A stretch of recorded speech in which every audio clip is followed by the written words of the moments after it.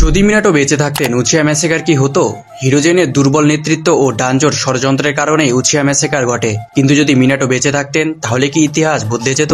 প্রথম সম্ভাবনা, উচিয়ারা বিদ্রোহী করতো না। মিনাটো ছিলেন ফর্মিডেবল অপোনেন্ট। তিনি একাই হাজার আইওয়া শিনোবিকে পরাজিত করেছিলেন।